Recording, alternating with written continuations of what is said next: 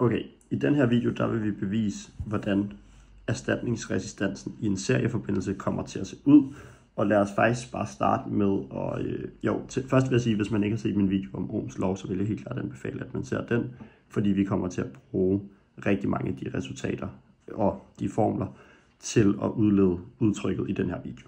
Men lad os bare komme i gang. Lad os starte med at kigge på, hvad er en serieforbindelse egentlig? Jo, lad os sige, at vi har et elektrisk kredsløb, der ser ud på følgende måde. Vi kan lige tegne det her.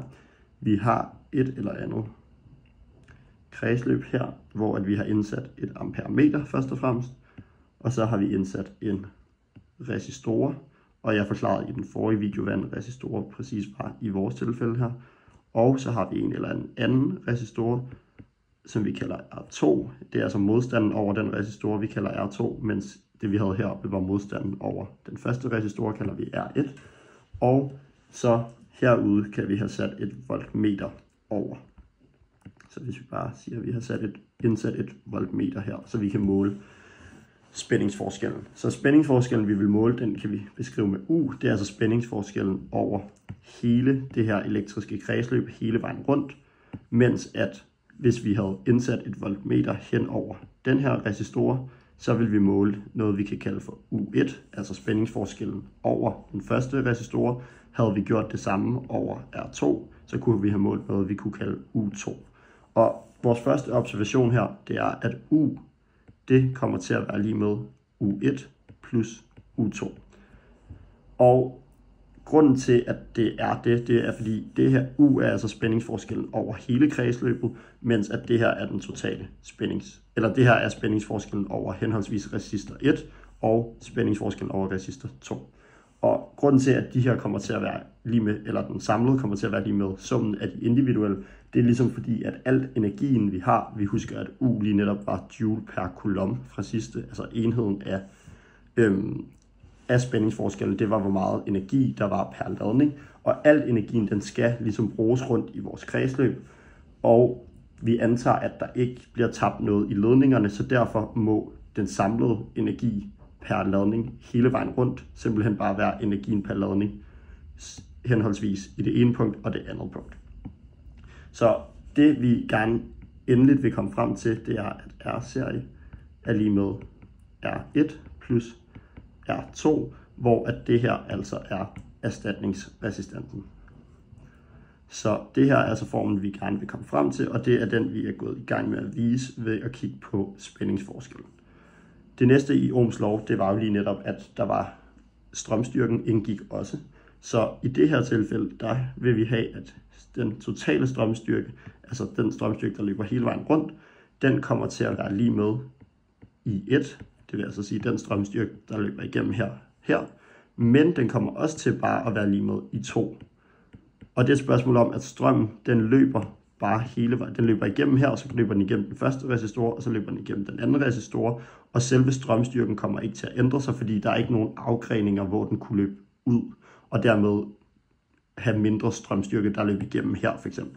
Så fordi der ligesom ikke er nogen afgrænsninger, altså nogen, hvor der for eksempel er 3 forskellige veje, den kunne gå ud, så strømmen også kunne gå ud her og videre ud, så vil man have, at strømstyrken hele vejen rundt er lige med strømstyrken igennem den første resistor og strømstyrken gennem den anden resistor. Og det er faktisk også en af Kirchhoffs love, men det behøver vi ikke gå mega meget ind i den her video. Så hvis vi skriver det op for de individuelle systemer, så har vi, at det store system har Ohms lov, så nu skriver vi Ohms lov op for de forskellige systemer. Det overordnede system, der har vi, at U er lige med R gange I.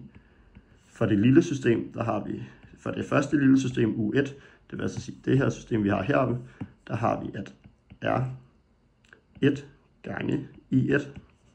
Og for det sidste har vi U2 er lige med R1 gange med, R2 gange med I2. Og det her gælder selvfølgelig, fordi Ohms lov, den gælder generelt for en resistor, så Ohms lov kommer jo til automatisk at gælde over de her små kredsløb, eller hvor vi ligesom kigger på et udsnit af det. Fedt. Det næste, vi så skal have gjort, det er, at vi vil gerne bruge, at U1 er lige med summen, eller ikke U1, U, som vi har heroppe, er lige med summen af de her. Så hvis vi bare helt simpelt siger, U er lige med R gange I, så starter vi med det, så vi siger, at U, det var lige med R gange I, så vi kan bare skrive R gange I, men det er så lige med henholdsvis U1 plus U2, men dem har vi jo lige netop udtryk for hernede, så vi kan bare indsætte R1 gange I1 og R2 gange I2. Så det her vil være lige med R1 gange I1 plus R2 gange I2. Og alt jeg altså har gjort her, da jeg har brugt det her, at U er lige med U1 plus U2. Og så det her er altså bare udtrykkene for U1 og U2, vi har her.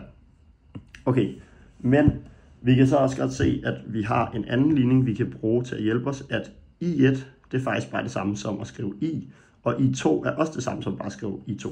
Så i stedet for at skrive de her forskellige I1, I2, så lad os bare kalde det hele I, fordi at det er jo det samme i vores tilfælde. Så vi har RI er lige med R1 gange. I stedet for I1 skriver vi bare I nu plus R2 gange, og i stedet for I2 skriver vi bare I nu, fordi at strømstyrken jo er den samme igennem det her kredsløb. Men nu kan vi også godt se, at alle vores led indeholder I, så hvis vi nu bare deler med I på begge sider, så vil I forsvinde her, I vil forsvinde her, og I vil forsvinde her. Og tilbage så har vi, at R er lige med R1 plus R2. Og R var jo lige netop for hele det store kredsløb, det var det vi skrev op her, Ohms lov for det store kredsløb. Så det vil sige, at erstatningsresistansen, hvis man ligesom bare så det her som et stort kredsløb, der bare havde en enkelt resistor indsat i sig, som vi bare kalder for R, eller vi kunne kalde den R-serie, så vil udtrykket for den være, at R-serie er lige med R1 plus R2. Og det var jo præcis det, vi gerne vil vise heroppe. Det er nemlig erstatningsresistansen i en serieforbindelse. Og i den næste video kommer vi til at gøre det samme her for en parallel forbindelse, men det kommer til at se udtrykket for erstatningsresistansen kommer til at se anderledes ud, fordi der er tale om en parallel forbindelse, men selve ideen i beviset er rigtig meget af det samme som det vi har gjort her, hvor man bruger Ohms lov til ligesom at eliminere nogle led, som er de samme, og dermed får man et samlet udtryk for den her erstatningsresistans eller erstatningsmodstand.